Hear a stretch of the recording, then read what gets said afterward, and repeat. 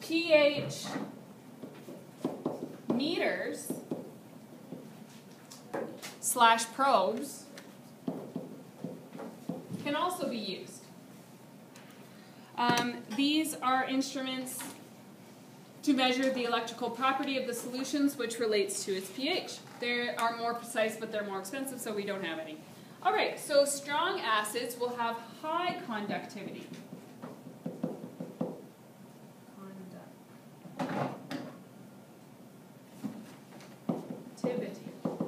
Weak acids have weak conductivity. Oh, right. Oh, I did start it. Okay.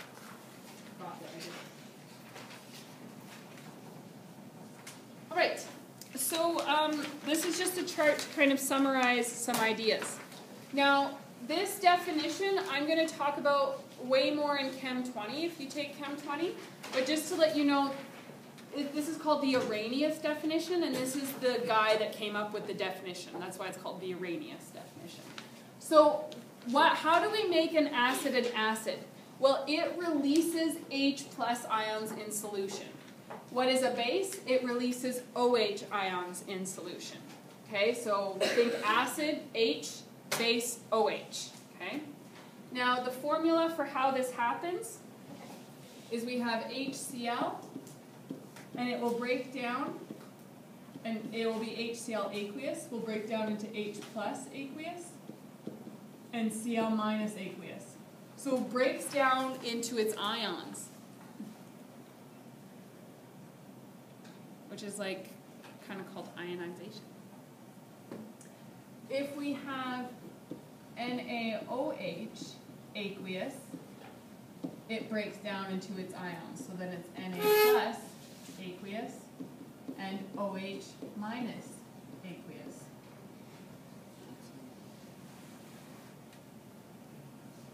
So when an acid does that, it's called ionization, and when a base does that, it's called dissociation.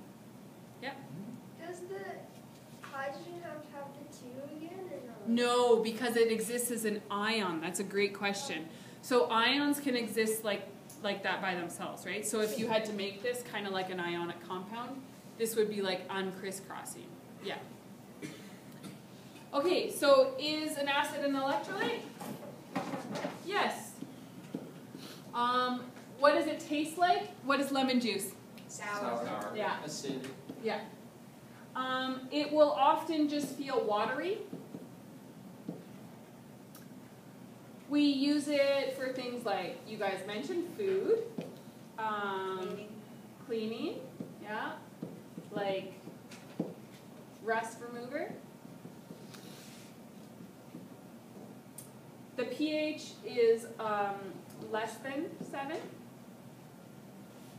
So when we use litmus paper, what does it go? Litmus goes what? Red or blue? Red, yeah? And what did we see the phenolphthalein did? With the base it turned pink, with the acid it was just colorless. Did you say clear for that one too? Sure.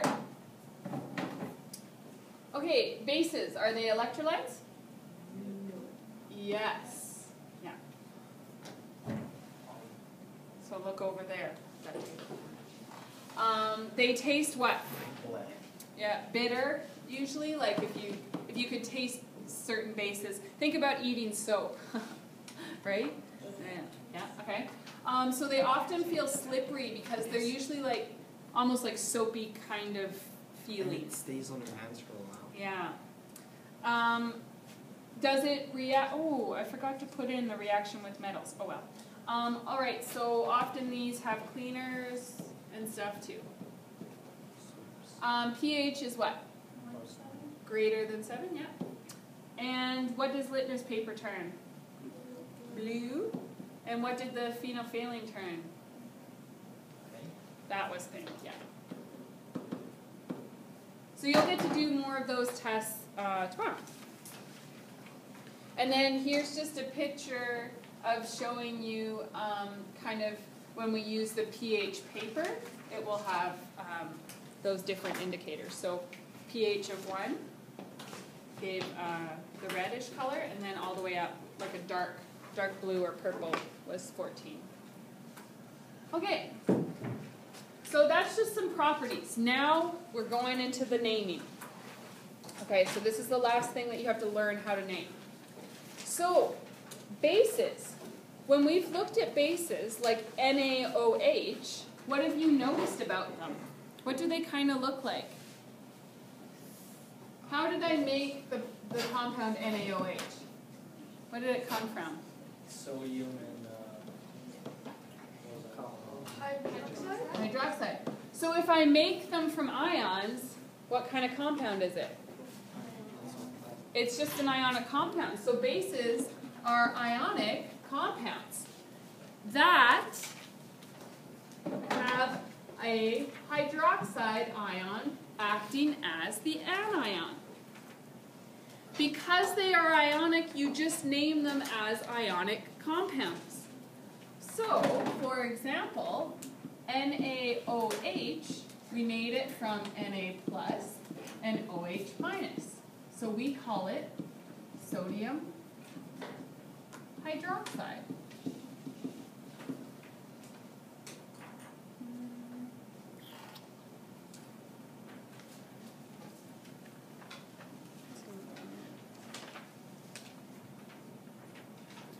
What if I had, another good one, say CaOH2. I made that from Ca2 plus and OH minus. So that is calcium hydroxide. Now, there is some exceptions. Now, I won't explain why they're exceptions until Chem 20, but they are exceptions. So, something like this, NH3, what did I say that was? Ammonium, which is, okay, so we know we call that ammonia. And what did I say it was? When Aiden gave, he said, what is a household? oh, bleach. It's bleach, right? So we know that's what? An acid or a base? Oh, it's a base. It's a base, yeah. So this is a base. It's a very weak base. But does it have an OH in it? No. So it's different, isn't it? So that's an exception. And I'll wait until Chem 20 to tell you why. Okay? Eh? Do you want to see why? Will there be Yeah. questions on like a test this year? Why it's an exception? Oh no. You just have to know that, you just have to have that memorized, what its name is. But you don't have to understand why it's that way. So, no, I'll wait till Chem 20. Okay. Now, sometimes you might come across something like, okay, like one of your memory ones, CH3OH. Okay, look at that. What's right there? That's an OH, but we said we called this methanol. Okay, so this is not a base. This is an alcohol. Because, is this an ionic compound? How do you tell? You see if it's non-metal or metal. Is this a metal or non-metal? Non-metal. Non-metal. Non-metal. Non-metal. So what is it, molecular or ionic? Molecular. This has to be, it's a molecular compound. So any molecular compound that has this OH is an alcohol. So molecular compounds which have an OH are alcohols. So you don't have to know any more alcohol names than what I've taught you, but just don't let them catch you off guard, you know, because you'll see that and you'll be like, oh, it's a base. No, bases, we said, are ionic compounds that have an OH, and this is a weird exception. Okay, so just keep that in mind. Okay. So now, how do we name acids? Okay? How do we name acids? So this is important. So, name the compound as though it were an ionic compound, and you use the following rules to adjust it. Okay? So, if something, and these rules you have to memorize, okay? So, I'll give you tricks to memorize. If you have something with hydrogen I, so this is like if you have an H plus with any element. Element, anion. So hydrogen with anything from here. Okay? So that would normally be like hydrogen sulfide, H2S, but if it's dissolved in water, okay, if hydrogen sulfide is dissolved in water, it now has become an acid.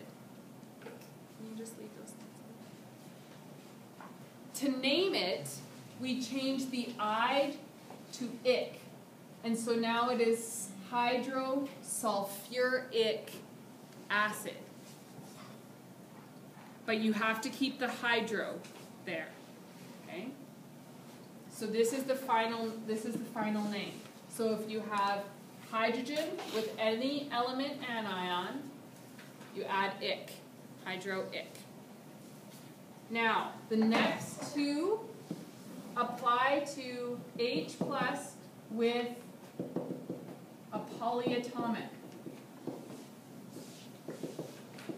anion. Okay, so these rules are for polyatomics. This one was for H plus with element anion. Okay? So, if you have a hydrogen with something that ends in 8, so take out your periodic tables and you can look at your polyatomic chart. Things that end in 8. Acetate, benzoate, borate, carbonate, hydrogen carbonate, perchlorate. So 8, 8, 8. Anything that ends in 8, you change it to ic. So then if I had hydrogen chlorate, it would now be chloric acid. You don't have to say hydrogen. Exactly. There's no hydro. See, look at how with this one, with the element, there was a hydro. Now there's no hydro. So, kind of a way to remember that with anything with polyatomics, no hydro. You don't add hydro at the beginning for anything with polyatomics. Anything with an element, though, you use hydro in the name. So that's like kind of an important distinction. Anything with an element, hydro, no element, or just polyatomic, no hydro. So now I get chloric acid. So the way I remember it is if you ate it, it's ic. Okay? Because you need to remember these. These, you have to memorize these, so it's kind of like easy to have a trick. So if you ate it, it's ic. Blech. Okay? Ate it, ic. Now, if we look at our polyatomic chart and find everything ending in ite. So if we look at our chart, sulfite, chlorite, nitrite, sulfite, yeah. That's like, there's not as many. Most of them are 8. Hypochlorite, yeah. So if anything ends in ite, it becomes us. Us, okay? So then the final answer would be sulfurous acid, no hydro. Okay?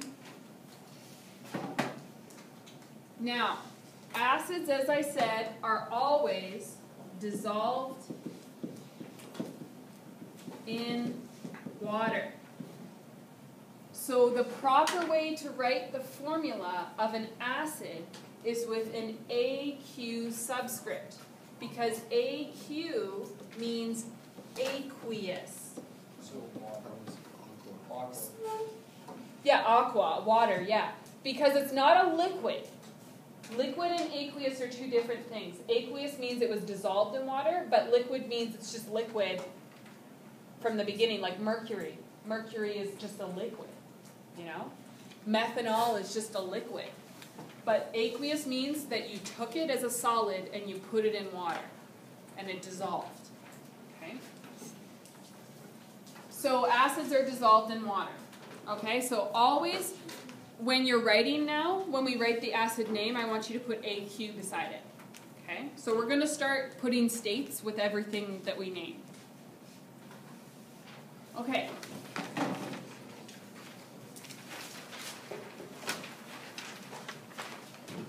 So let's try these. So say I have H2SO4. SO4 was the compound sulfate. So I have hydrogen with the sulfate. If I ate it, it's ick. So now I have sulfuric acid.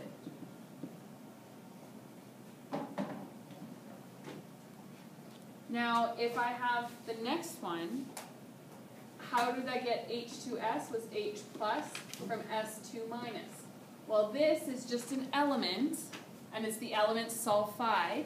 So I now, since it's element, I put hydro, sulfuric acid.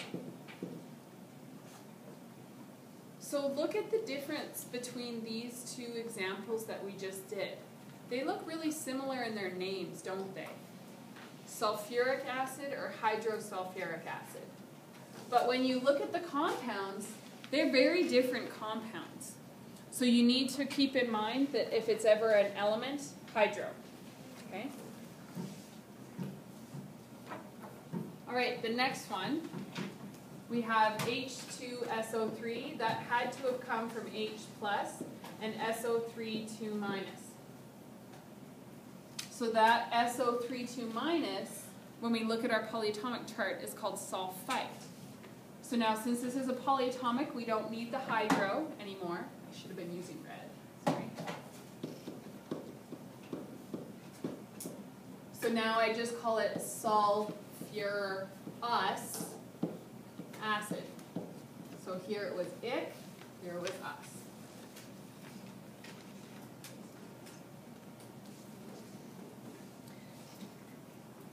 Now, when working back to the formula, remember to balance the charges so we kind of uncrisscross.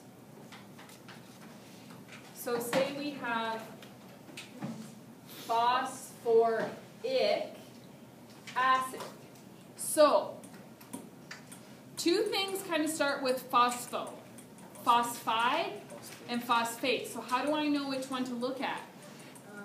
You have to pay attention to Yeah. the Yeah, I have the ick at the end, but it doesn't have hydro. So that means that I need to look at my polyatomics. So I have I started with a phosphate. So I have hydrogen with a phosphate. Now, a polyatomic, I can't have any hydro, or yeah, there's no hydro in front. So phosphate comes from PO4 3 minus, and my hydrogen is H plus. So now we crisscross to get the compound. So remember, you only cross the number that's with the charge. So this number comes down here. And this has a 1, and it comes down here. So then I end up with H3PO4 aqueous.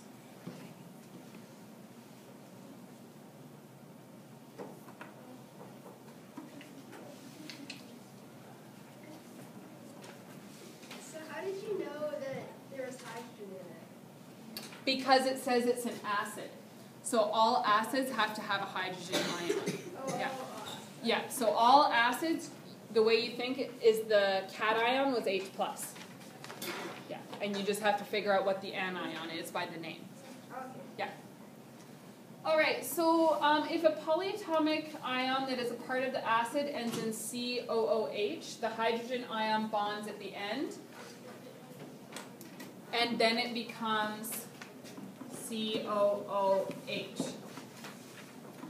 So, for example, let's look at our periodic table and see if we can find in the ions.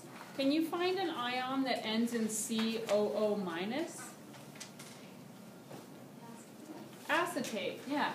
So if I have the ion CH3COO minus, and I want to take that and make an acid with it, so I have my H plus. Actually, I should put it on the other side. I crisscross, and I'm going to actually write it differently. It says you add the H at the end. So now I'm going to write it as CH3COOH. So it's special. You put the H at the end. So you don't go see. That's right. And this represents how the compound is put together. So I can't really tell you why until like Chem 30, but conventionally just put the H at the end if it ends in COO minus. Go ahead, Shay. You just have to. Oh, okay. So otherwise the H is always an extent. But So- only if it's a minus. Yes. So if it's a COO plus. Well, I don't think that there is anyone with COO plus. No, just COO minus. Okay, so what was this called? Someone says it's acetate. So it's from the polyatomic. So we called in this acetate. So it ends in acetate. So then it would be an acetic acid. And that's vinegar. Yeah.